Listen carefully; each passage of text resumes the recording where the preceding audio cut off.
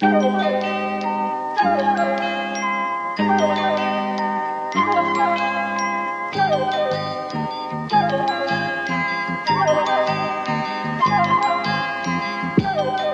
town, we might have heard about in the news because it's been talked about quite frequently as one of the old Red Wall communities, is Bishop Auckland. And it has a little bit of a strange undercurrent right now in the form of a wealthy benefactor who I'm pretty sure is a Dracula. Let's talk about it. Bishop Auckland, little background, 25,000 person former mining town near Durham. It's one of the poster children for like the decay and decline of British regions, and so on and so on and so on. You know the rest of the story. However, it has one thing that others don't, which the dungaree factory. The dungaree factory, and a very, very eccentric billionaire who has taken it upon himself to align himself with the town by buying it, effectively. So, I'm going to give a little background. He's called Jonathan Ruffer. He's one of the richest men in England. He is a fund manager, and he's decided to take the business of regenerating the town of Bishop Auckland into his own hands, in line with a set of priorities that would be consistent with the same priorities that a Dracula would have. I'm not saying he's a Dracula. Can't sue me. I'm not saying you're a Dracula. I'm saying your priorities are Draculish. We're just asking questions, you know? Maybe he's been reading these Dracula success business books. I don't know. Isn't this like the plot of The Wicker Man? I'm not saying he's a plot of he's not a Wicker Man. He's not the Yellow King. He's just acting in a way that I wouldn't be surprised if this turns out to be a Wicker Man situation. So, Jonathan Ruffer's interest in Bishop Auckland, says the BBC, isn't immediately clear. Because he's a Dracula, allegedly. The 68-year-old investment fund manager had no connection to Bishop Auckland until a decade ago. As I'm dropped off by a perturbed-looking townsperson at the bottom of a very long driveway. He'll find you, they say. But the avid art collector decided to intervene when the Church of England chose to sell the town's famous collection of paintings that hung in Auckland Castle. Yes. So it involves a castle. I wonder why are these august old institutions and councils and stuff facing so much fiscal tightness that they have to sell off all the paintings to rich Draculas, allegedly? I don't know. And also, where are all these, vampires getting all their money from? I mean, I would have thought the vampiring business had been in decline since at least 1900. Oh, this alleged vampire is allegedly a fund manager. Ah, it's more of a metaphorical vampire. Allegedly.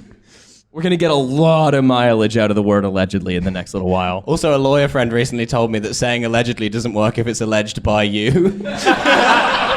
It's being like, someone who is allegedly a paedophile by me now. Congratulations, you've witnessed the final Trashfuture podcast. Yeah. If we can't say allegedly to shield us from lawsuits, we cannot do this show. No. Allegedly.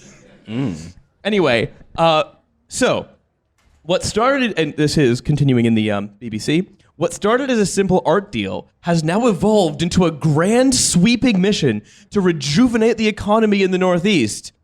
Yes, rejuvenate the economy. I wanted to take, this is him now talking allegedly, I wanted to take on the regeneration of an area that was almost totally bypassed by this brave new world, he explains. And now, somewhere far away from road links.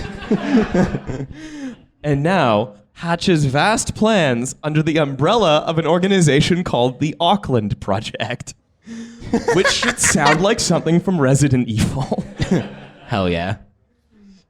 I mean, that's a very sinister sentence, right? He now hatches vast plans under the umbrella of the Auckland Project. I'm not saying there's any like, sacrifice or Draculism going on.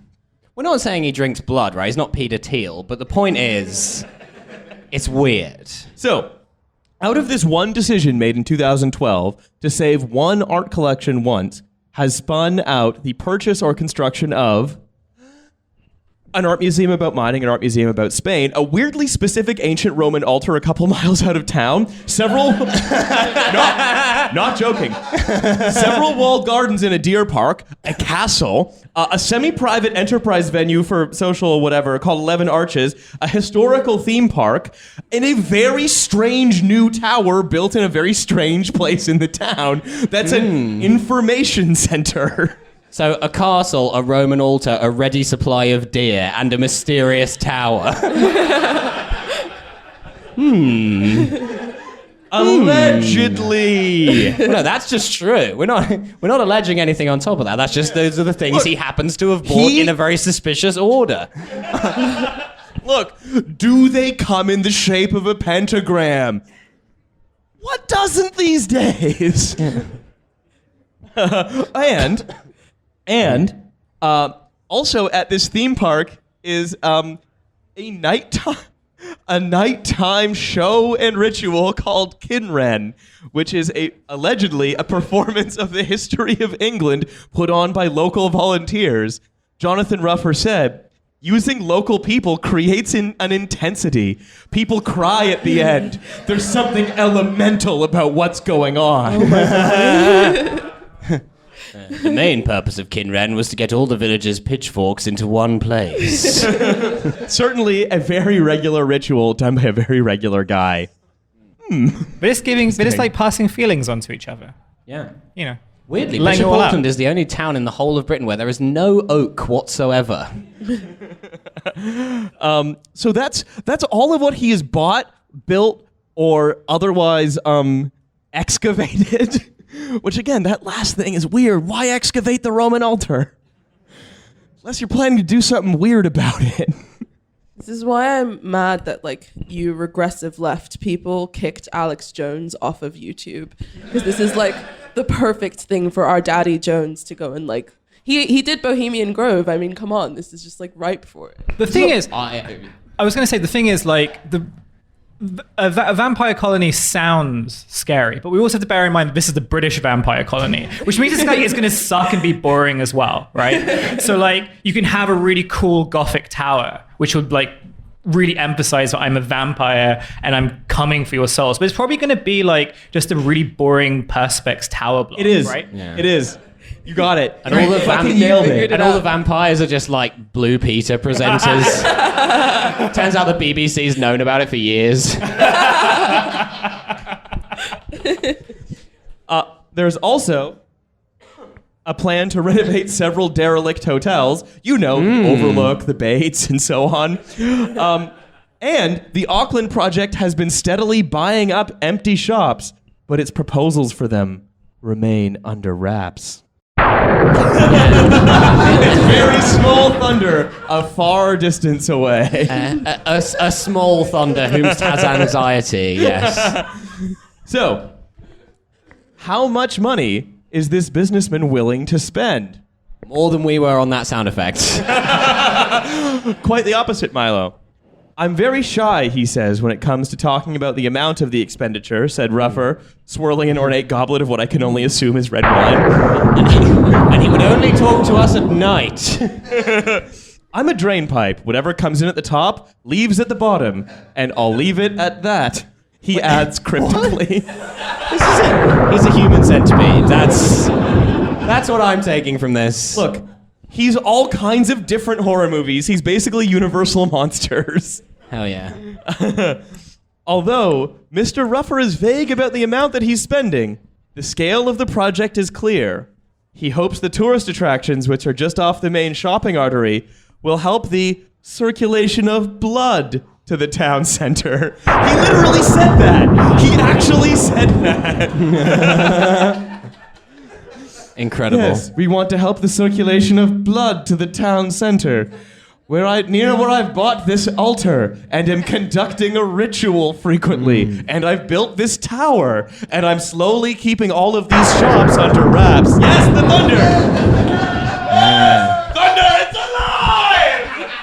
Do not look under the tarpaulin. The tarpaulin will be removed when the time is nigh. I love that. I love that you're doing gentrification, but somehow we have to put it through the aesthetics of the movie Pet Sematary.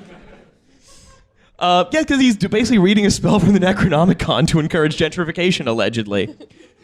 So, who is Jonathan Ruffer? Seems like an odd guy. I make my money here in London through my investment fund, then I recycle it up there, Ruffer said during a recent chat at his firm, Ruffer LLP's boardroom in London.